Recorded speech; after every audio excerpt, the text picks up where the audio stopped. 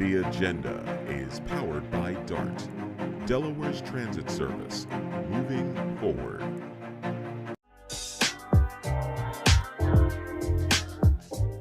Gaines here, host of The Agenda. Good news, good news, good news. We are here at the Congressional Black Caucus Convention in Washington, D.C.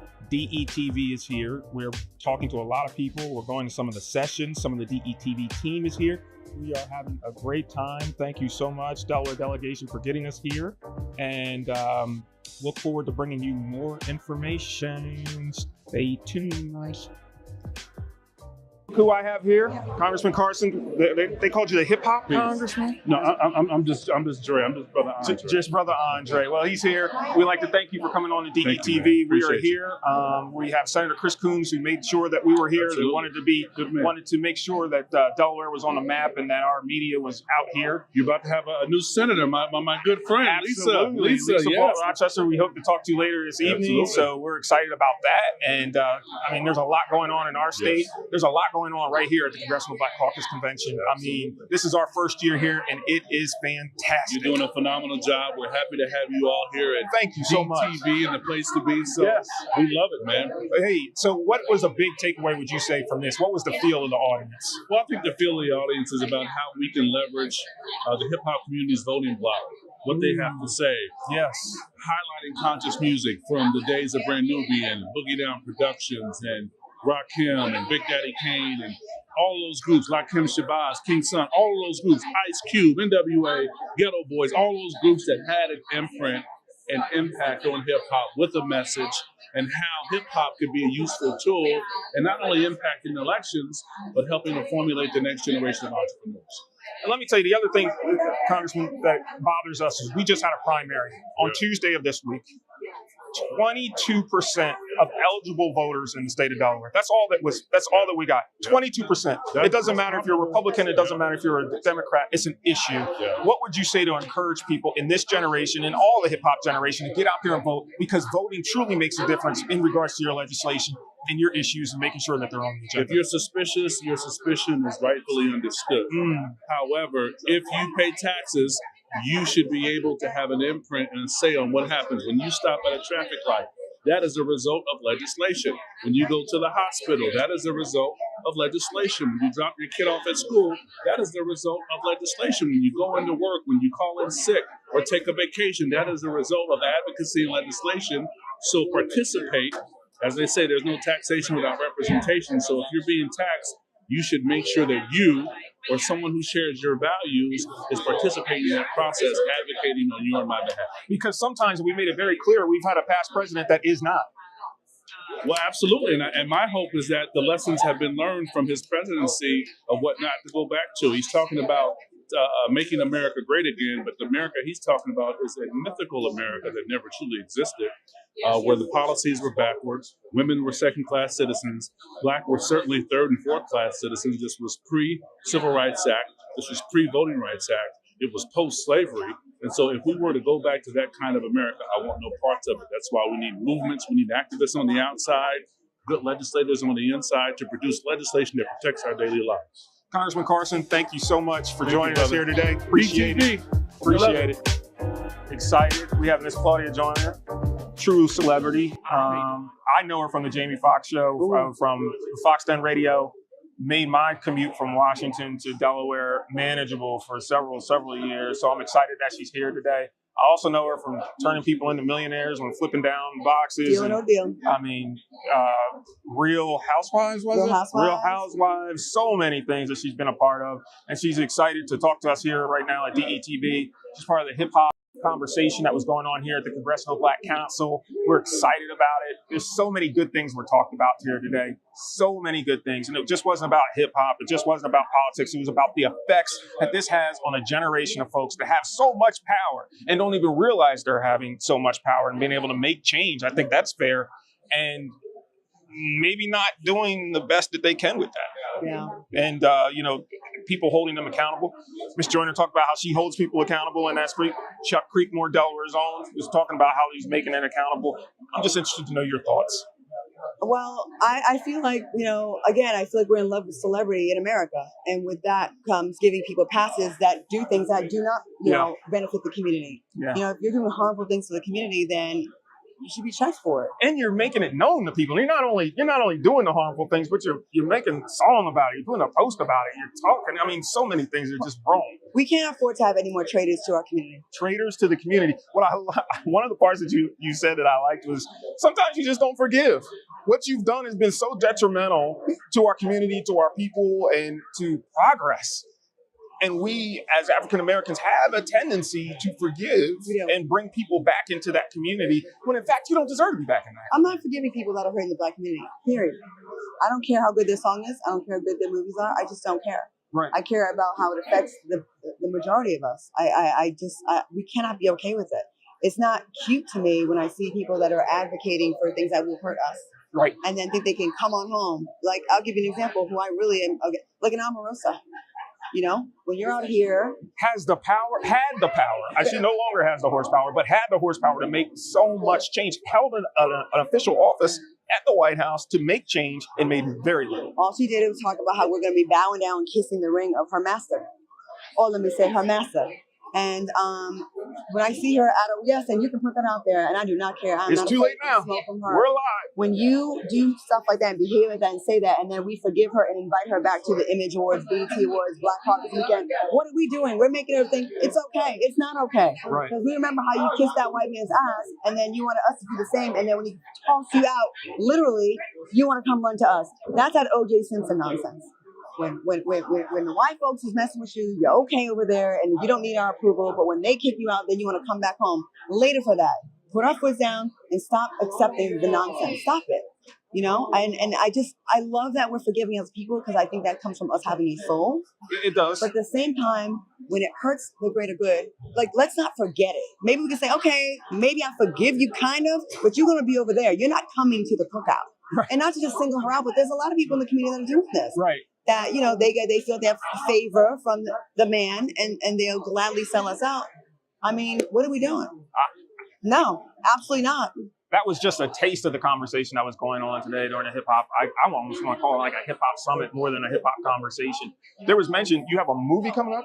I have a few. I have one called Trope that just dropped yesterday on BET+. It's a Black horror film. Okay. Shout out to That's hot right now. James DeBose was the executive producer, the general manager of Foxwell that gave me a show, and that morphed into 3 of the most successful shows on the network. Wow. I had 5 years of working through COVID, and I'm very grateful to him. And then he also gave me an opportunity in this film and, went out on a limb for me, and it actually came out really good. All Black cast and horror called Trope. It's out right now. Please run those numbers up so we get it to number 1. I have another psychological thriller called Do It for the Gram. I play someone that's running for office. I'm also a professor.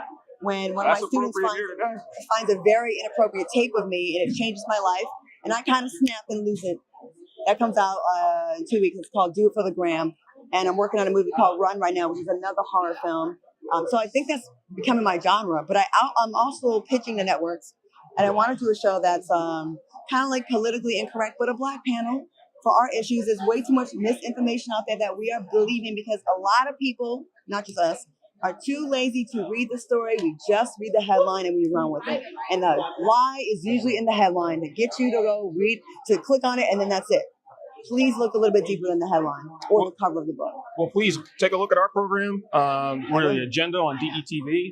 We have a great news network that's there. We are Delaware's only news group, so We're not hard to find. Second smallest state. Second smallest state next to Rhode Island. I do remember that. You got a million we have 1 million even. 1 million I even. gotta check. Last I checked, we weren't there, but we may be there now. But we have a president. You do. We don't have that. We have Jeffrey Osborne. When you woo, woo, woo, woo, woo. woo. When you woo, woo, woo. So we're excited that we had a chance to talk with Ms. Jordan. You got to see, there's lines up here to talk to her. She was nice enough to come and talk to us. We appreciate it. Hope that we'll have some synergies in regards to our political shows and everything that we're going on. It'd be great. Stay tuned on DETV. Thank you. Delaware's own Chuck Creekmore right here. We're excited. DE's in the house. 302 strong. Glasgow's in the house. Glasgow, G High. We're here. We have alumni here having a conversation. Just happened to walk by, and boom, there we are. So you never know where Delaware's going to be. We're excited here at the 53rd Annual Congressional Black Caucus Convention. We're here getting a lot of great information. There was a great. We do have some footage of the hip hop show that was just on here. Great information. Chuck, tell us a little bit about it. No, we just talking hip hop and politics. You know, I'm privileged and blessed to be in a very good space with an esteemed panel representing for 302. But you know, all hip hop is one of the longest leading platforms in hip hop media, in technology, in the culture, and we are from Delaware.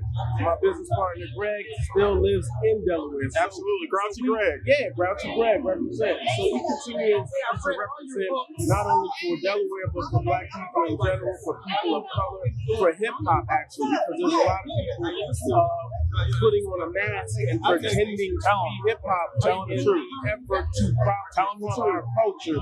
And we stand on the square that we're hip hop owned and Black owned, and we're gonna continue to represent for the next 25 years. And it's some of the same things that we try to do for you right here at DETV. We appreciate it. Good things happen to good people. Our congressional delegation wanted to make sure that DETV was here. Yes. So they made that happen, and so we're really excited. We're happy for Chuck and all the great things that he's done. We're bringing you that and so much more information right here on DETV. Big eye. I'm Enid Wallace Haley, and I am the chair of the Foundation Board for Delaware State University, and I'm here in that capacity. We're actually doing a lot of things with HBCUs this weekend. I mean, it's needed. This place is the best that I can say right now is this power pack filled with influencers, and I just don't mean social media. I mean people that are out in the public, Right. public servants that are making things happen. And it's just a week of collaboration is the best way to speak. From all walks of life, I see the Divine Nine is in the big stand being definitely. here. But what I'm really seeing is folks are communicating. Yes. They're talking about what their organization is doing. They're talking about how to bring that information back. And I'm sure you'll do the same for Del State, representing as always. I mean, there's Congress folks just walking by. And hell, there's been chili bowl here. Yes. So you can get something to eat as well. But so far, what has been your take on everything that's going on? I think it's a lot of information being disseminated to the audience that's here, and I think that along with Kamala's being nominated for the presidential race, I think that galvanized a lot of people to come. It has put weekend. a pep in the step. Yes, it has. It has put a pep in the step. We just hope that translates to a success in November. Yes. And great legislation moving forward. That's what I'm praying for. Absolutely. But it's a lot of folks here. I just came from a luncheon and it was dedicated to women leaders, and they had 4 presidents of HBCUs that were women that talked to the audience. You heard it here, and DETV is here bringing you all this information, and DSU is in the building. Yes. Go Hornets. How you doing, everybody? Kerwin Gaines back again. We're here at the Congressional Black Caucus 53rd Annual Convention. We're very excited. I'm here with Mr. Alan Lang from the U.S. Census Bureau.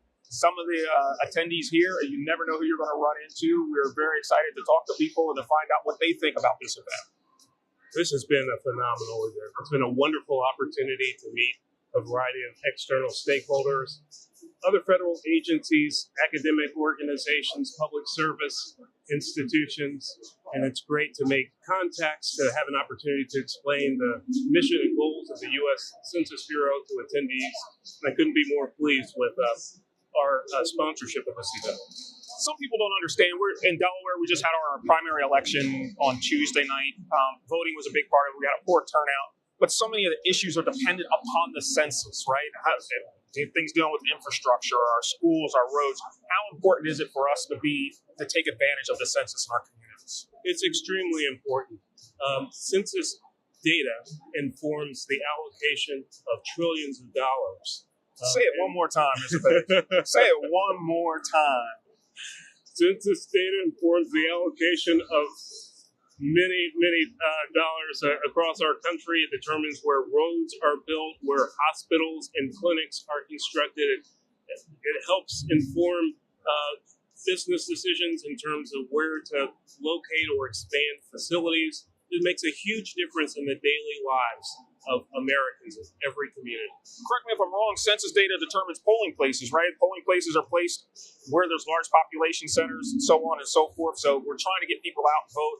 Taking a part in all of these government census that is going on is very important.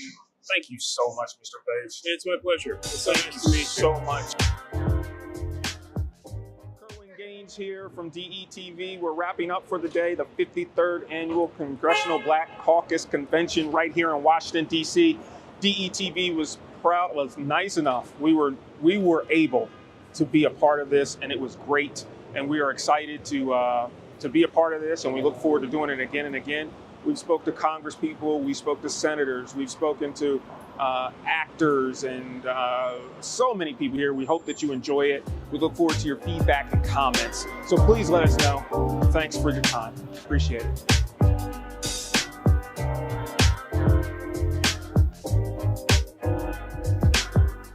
Of everything that we had and what we experienced down at the Congressional Black Caucus last week in Washington, D.C., we want to give a special thanks out to Senator Coons' office and himself and Mr. J.J. Francis and people who just really rolled out the red carpet for us down there to bring that information to you.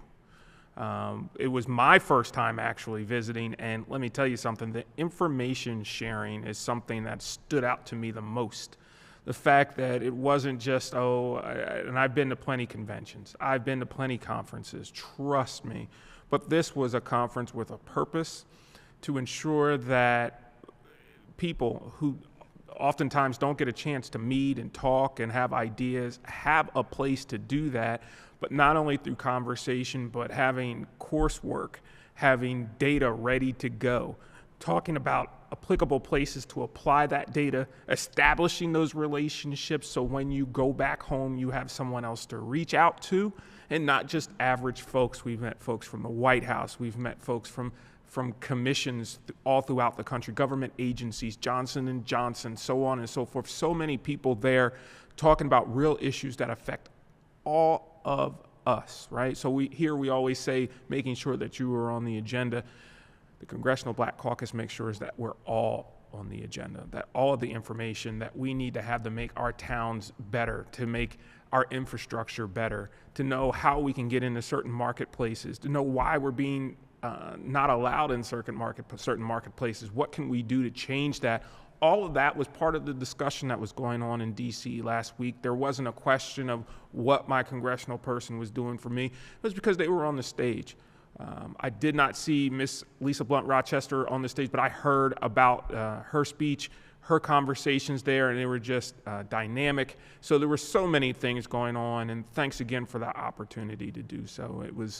It is a memorable event, to say the least, not just from press, but for anyone who participated. Thanks again. Well, Delawareans, we are 49 days away from the general election here in Delaware. 49 days. Are you ready? I've chosen the issue of voting and trying to ensure that you all, if you have not registered to vote, get out and do so. And that if you are registered to vote, that you do go out and do so. I made mention through social media and through this program before that only 22% of eligible voters in the state of Delaware, and that's around 600,000, took advantage of their right to vote. I also showed you what it took for people to get that right. Some difficult times. Some people died, and this wasn't a long time ago. This is maybe 60 years ago, 65. People had to do some things in order to make that happen. And unfortunately, in some parts of the country, we're still dealing with that struggle. Maybe on a different level, maybe on a more technical level, maybe on a red line level, definitely on a financial level, on a misinformation level. We're still dealing with those things. Do you think that Sussex County received the same information about the candidates as Newcastle County and vice versa? Are they playing with our minds to ensure that they move forward in the election process? I don't know. Let's break this down. Now, it's been 90 days 90 days, we have had two, count them, 1, 2 assassination attempts on a former president. Someone running in the election right now, President Trump. We have had 2 assassination attempts. I can't remember when that has happened before. It seems as though it's going to happen again. Is that the consequence of negative rhetoric directed towards the electorate, where we get pumped? We believe certain things. We get scared about things. And then there's consequence. We do have some laws in this country that make it either too easy to obtain a weapon. Is this the fruit of that? I don't know. What are your thoughts? But I can tell you what makes the difference is legislation. I can tell you that makes a difference. I can tell you that voting for the people who support X, Y, and Z make a difference.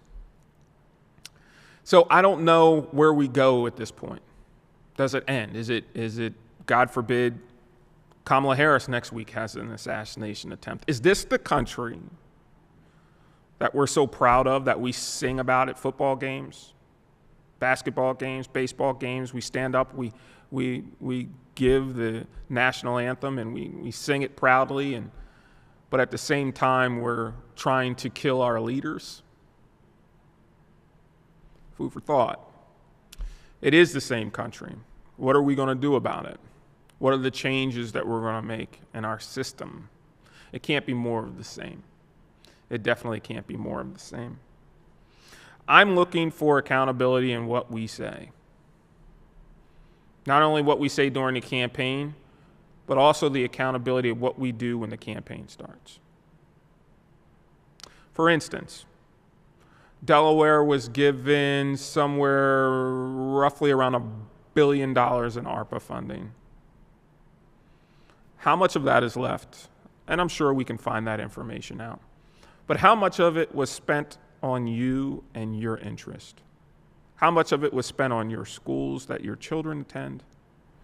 How much of it was spent on the roads that you utilize every day going to and fro? How much of it was spent on your health care systems? Things that better your life. We have a health care system, Christiana, here in the state of Delaware, that is under scrutiny by government, right? And as far as gouging prices and what they're going to do, and they deny that that's the case. And our government says, hey, we need a regulatory committee to control that. We're at that level yet. I don't know how those funds are improving my life in regards to that. It's a system that I need to take advantage of when I do. I don't know. Do you have those questions? Because I have those questions. I really do. Our failing school systems, and I want to be honest, not all of our school systems, but most of them are failing. We went over the numbers last week. The likelihood that the students in the schools or the school systems in which you live, the proficiency of those seniors that are walking across the stage is probably not what you think, or maybe it is exactly what you think.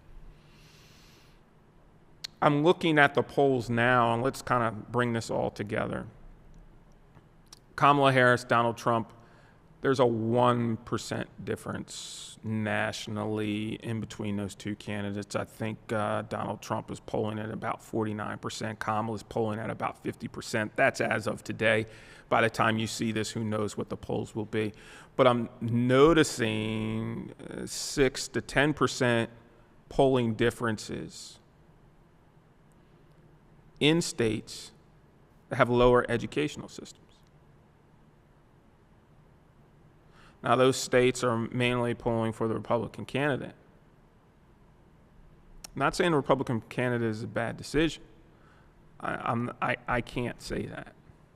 But when I can say, look at the facts. Look at the facts. Look at the two candidates. Should it be this close? Does education, in fact, I believe it does, play a role in the decisions we make when the curtain closes in the voting booth. That's if we get into the voting booth all together. It's a serious problem we're having. Where's the campaign ads for that? I mean, you might see a 30-second go vote, but where's the energy from our government system, from our delegations, from all these folks running? Where's the energy telling people to get out, vote, make a difference, participate in the system, know the issues? We're only one show. We're trying to bring you as many of these issues as we possibly can. But where are they? I read in the News Journal today, they were talking about the death and dying bill. That information was brought to you twice on this show. Another person passed, which we will all do, but passed in such a way that they suffered towards the end of their life. Could the legislation from the death and dying bill, could it have assisted with ending his life? Are you okay with that? Are you okay with that? It's a discussion that we need to have. But from what I hear, it's still sitting on the governor's desk and it's unsigned. But I understand this is not popular legislation. But is it fair that it's now going to probably sit there for the next governor to have to deal with while people continue to suffer, while there's a question mark in regards to what we can do in regards to this issue? Came into the studio 2 days ago, came off the exit, pulling in, coming through this lovely city of Wilmington, and there off to my right were two gentlemen. One was in a zombie stance, probably from fentanyl, heroin, or something. We've all seen that zombie stance. And there was another one well on his way to mimicking his friend in that zombie stance. What are we doing? This is still happening in broad daylight. And a fairly well-to-do community was only blocks away. Multi-billion-dollar businesses. Enough law offices to stuff a pig. But these two gentlemen were openly overdosing on a narcotic on our public streets. It's 2024. We have given so much money to this issue. It's not resolved. Is it resolving? Is it getting better? These are the questions and comments we need to know from our candidates. This is what we need to know. I'm not sure. I'm not comfortable. Are you comfortable? Because I'm not comfortable right now. I want to be. I want to be able to say that our state is on the right track. During the convention, I had an opportunity to talk to a lot of people from different states all throughout the country and to listen to their progress, to listen to what they're doing with healthcare, to listen to what they're doing in education. And not only the fact that they're dumping money into education, but what got me was their results. Their results, which stem directly from legislation, but their results were favorable. Yeah, they spent $5 million on this. Yeah, they spent $10 million on this. But they're seeing results. Not minuscule, large results. Trajectory results. Those are, and you've heard me talk about trajectory on this show before. This is when there's a pivot point in someone's life that puts them on another path. I'm hearing of great programs here in the state of Delaware, programmatic issues, some things that are going on, and it's great, and yeah, we're funding this, we're funding that. But when I'm looking at the numbers, when I'm looking at healthcare, and there's we're sick. We're sick. Half of this great country is healthier than us. I think we're 22 or 25 or somewhere around there. They're healthier than us.